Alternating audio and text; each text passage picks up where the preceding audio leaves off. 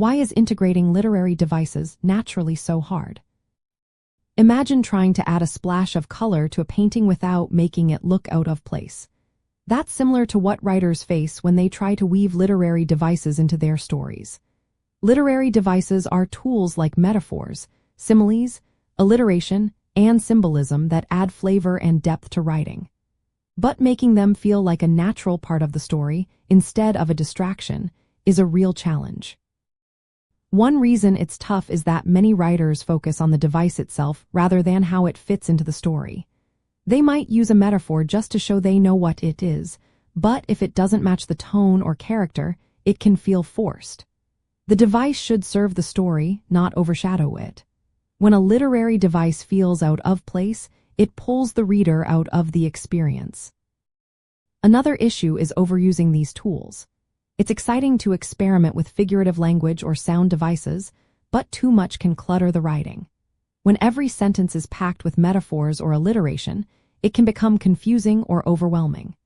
Readers might lose track of what's important or feel like the story is trying too hard. The goal is to use literary devices sparingly and intentionally, so they feel like a natural part of the narrative. Literary devices are also not part of everyday speech. People usually don't speak in metaphors or alliteration all the time. When writers try to mimic natural conversation, it's easy for the dialogue or narration to sound stiff or unnatural. The trick is to use devices in a way that feels like an extension of the character's voice or the story's mood. For example, a character who is poetic might naturally use metaphors, but a straightforward character wouldn't. Practice and reading help writers get better at this. Seeing how skilled authors incorporate literary devices smoothly can teach you how to do the same.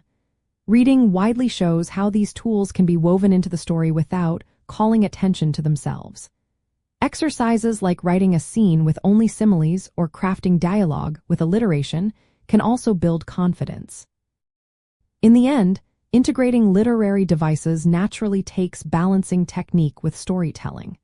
It's about knowing when and how to use these tools without overdoing it. When writers pay attention to how devices serve the story and practice regularly, they can make their writing feel seamless and authentic.